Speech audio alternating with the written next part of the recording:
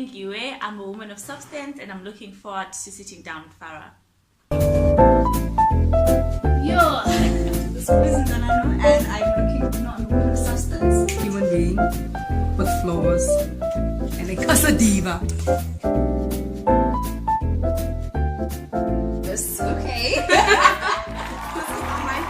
Welcome to Women of Substance with Farah.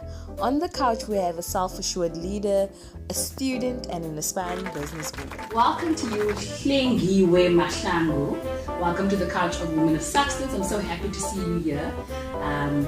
You said yes immediately. So that's happy. I'm happy for that. But how are you doing? Let's start there. How are you doing today? Thank you for inviting me, first of all. I'm great. I'm really happy to be here myself. That's why I said yes immediately.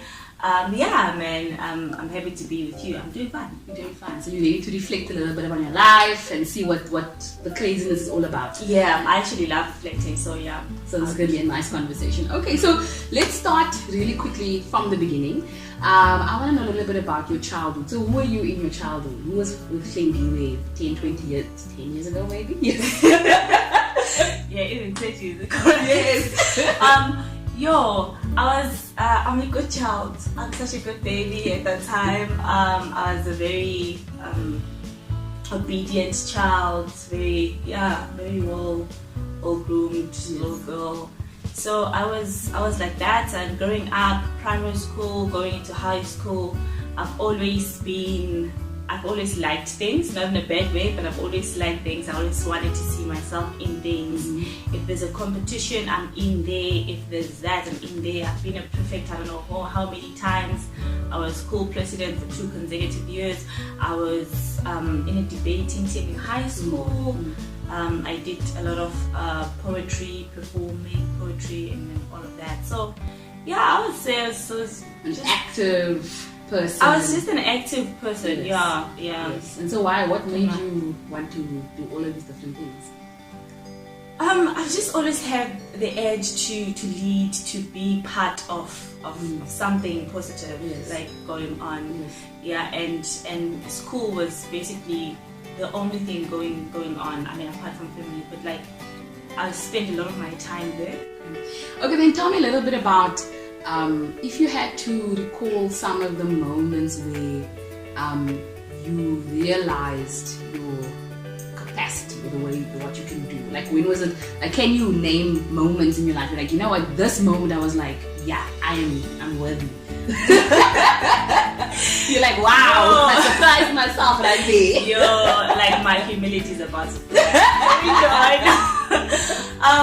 know. Okay, it's these things that I've mentioned. When every time I won a debating tournament or debating competition, I was like, wow, every time I was the best speaker, or our team is the best team today, and all of that, it was really awakening for me. I was like, actually, I'm doing this, I'm loving it, and I'm excelling in it. Yeah. And then I traveled all over the country with debate and all of that. And for me, being raised in a very like small ruralish township, being taken into like really fancy hotels and all of that, and like, okay, so I'm here just because I stand in front of people and I speak and I argue about topics. I'm like, oh, okay, this is cool. Mm-hmm. So, and every time there was like academic awards at the school, I would always get like best performer. I would always get an award for almost all of my subjects and all of that.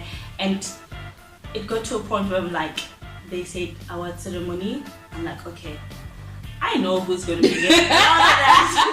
It got to a point I'm like, yes. But yeah, some of those moments sort of were obviously very humbling, but also very inspiring. That's when I actually realized, I inspire myself. And when somebody comes to me and like, Hlengiwe, how do you do it? That to me is always It gets to a point where I'm like, if my parents would like watch a movie of my life right now, they'd be like, who is this person? You seem like a really self-assured individual.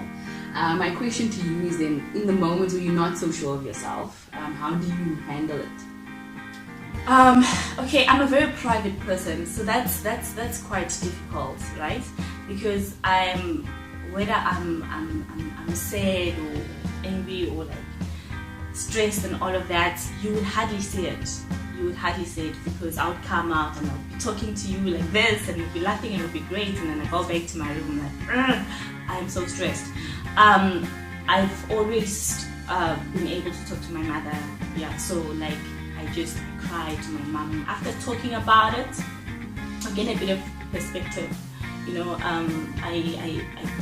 sort of refresh and be like, okay, cool, this is a problem that now needs to be solved. I'm done crying about it, I'm done, now it's solution time. And then talk a little bit about we're going to talk a little bit about your present space. So what are some of the roles that you're playing currently in your life? I'm a daughter. I'm a student. How's that going?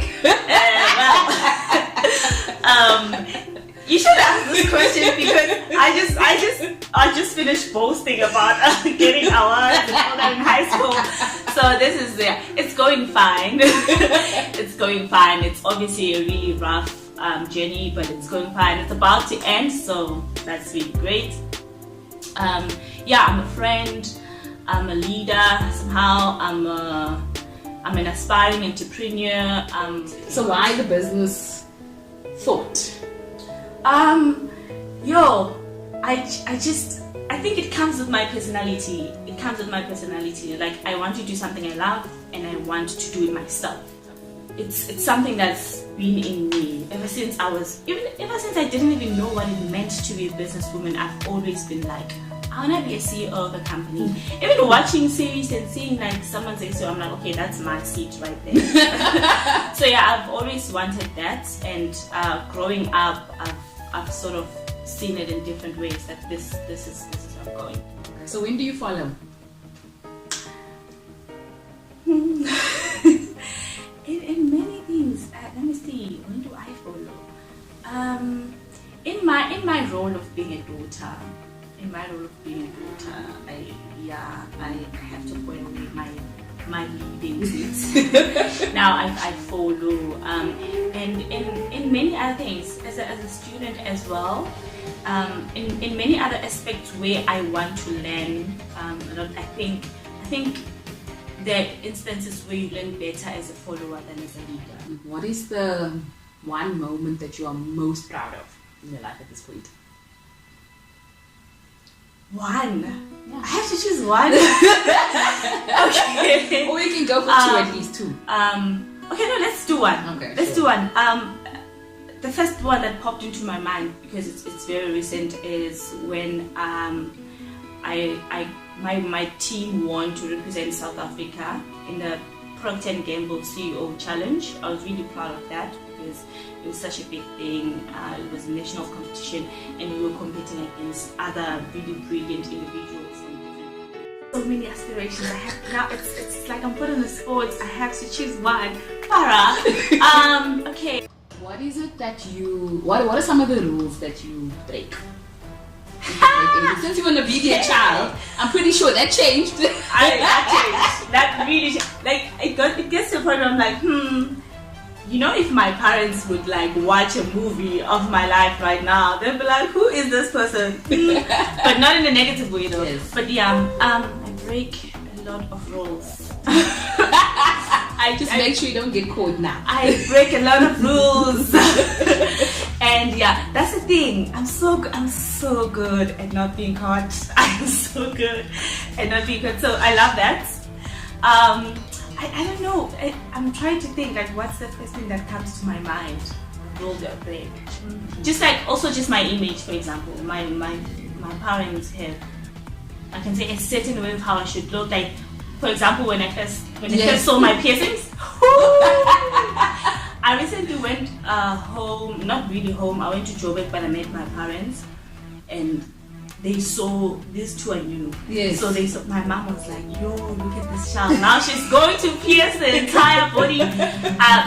Things like that, and they're probably not going to like this hairstyle. It's new, but like they haven't seen it. Also, there's quite a few like connotations to certain types of looks, coming from that kind of community. Yes. So for them, it sort of scares them. I think especially my mom, it sort of makes her think like, oh, Hlengiwe is probably changed to a certain extent. So at what point did you decide in your life that I'm not going to live for my parents, but I actually have to do this myself?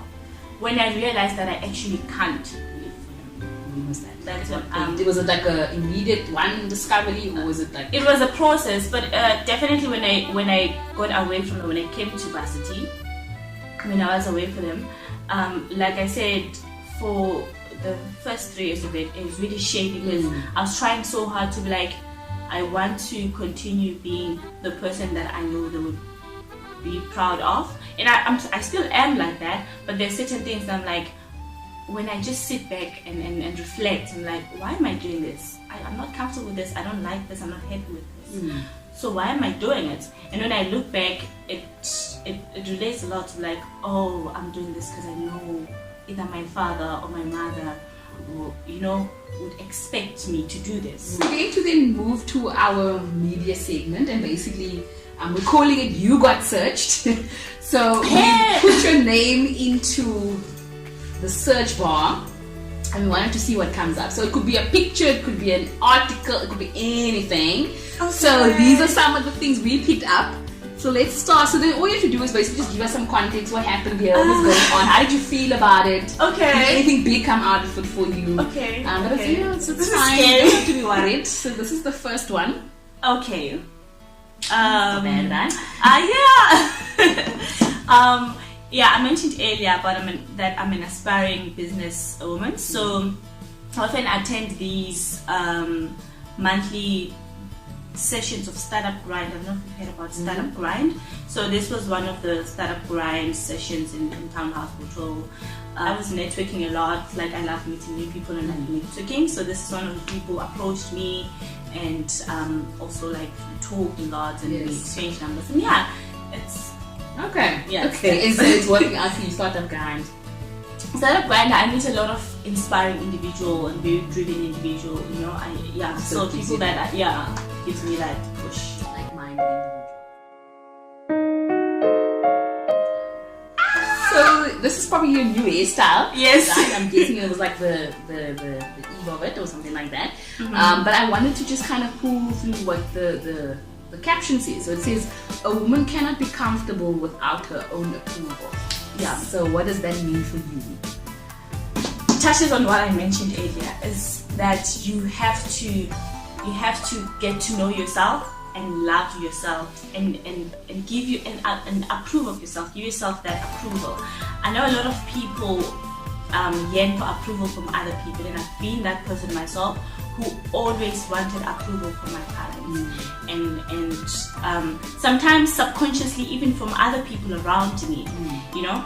So that is very problematic, because you get to a point where you realize, oh no, we live in a very diverse world, and no matter how much you can try to sort of be the person that people want to expect you to be, you actually can't, and you won't reach a stage of being satisfied with yourself unless you get to a point where you say, okay, I'm doing this because I love it and I'm happy with it. Yes. All else failed in your life, so everything that you had planned in your life had failed, but there was one thing that you needed before you die, before you leave this earth, that needed to happen for you. What is that one thing?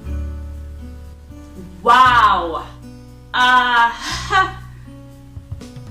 Sure, I have so many aspirations. I have now. It's like I'm put on the spot. I have to choose one. Farah. Okay. Yeah, I would have to have established my business. Okay. I mean, that's just because I have to mention one thing, but the reason behind that is that I would have to leave a name or some sort of image that I have influenced someone in a positive way, to a point where even when I'm dead, when my name is mentioned, the first thing that pops into someone's mind is something good, something inspiring, something positive. Okay, so let's talk a little bit about future plans. So what should we be on the lookout for, Hlengiwe? Okay, yeah, I'm about to finish my degree. I keep saying that a lot because I want to push myself towards making sure that I actually do finish it. Yes. So yeah, I'm about to finish, and obviously getting my business off the ground. So yeah, look out for that. Just be on the lookout for me. We'll see. we'll see where you're at and Yeah. just remember the name. Just another thing. Okay, so Farah, Yeah. where can we reach you if we want to connect with you or anything like that? Okay.